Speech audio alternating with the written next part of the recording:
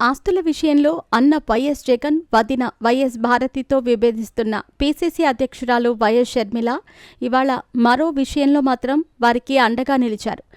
ITDP కార్యకర్త చేబ్రోలు కిరణ్ అనుచిత వ్యాఖ్యల వ్యవహారంలో వదిన వైఎస్ భారతికి షర్మిల మద్దతు ప్రకటించారు.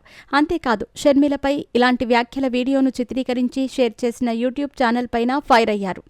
భారతీరెడ్డి గారి మీద సోషల్ మీడియా వేదికగా చేసిన వ్యాఖ్యలు చాలా బాధాకరమని షర్మిల ఇవాళ ట్వీట్ చేశారు. ఇలాంటి నీచపు కామెంట్స్ తీవ్రవాదంతో సమానమన్నారు. ఈ సైకోగాళ్లను నడి రోడ్డు మీద ఉరితీసినా తప్పులేదన్నారు. తప్పుడు కూతలు కూసిన వెధవలను రేటింగ్స్ కోసం ఎంటర్టైన్ చేసే యూట్యూబ్ ఛానళ్లపై కఠిన చర్యలు తీసుకోవాల్సిందే అన్నారు. కూటమి ప్రభుత్వాన్ని సాటి మహిళగా డిమాండ్ చేస్తున్నా అన్నారు. వెక్కిలి చేష్టలను హర్షించదని షర్మిల తెలిపారు. పార్టీ వాళ్లైనా ఎంతటి వాళ్లైనా శిక్ష పడాల్సిందేనని అన్నారు. వ్యక్తిత్వ హననానికి పాల్పడే నీచపు వ్యవస్థ ఒక్క మన రాష్ట్రంలోనే ఉందని, ఈ విష సంస్కృతికి బీజం వేసింది వైసీపీ, టీడీపీలే అని అన్నారు.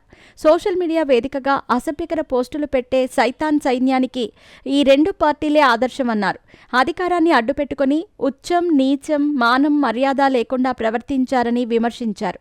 రక్త సంబంధాన్ని మరిచారన్నారు. రాజకీయ కక్షతో కుటుంబాలను రోడ్డున మీదకు రాగారని, మనిషి పుట్టుకకు అనుమానించి రాక్షసానందం పొందారని షర్మిల గుర్తు చేసుకున్నారు.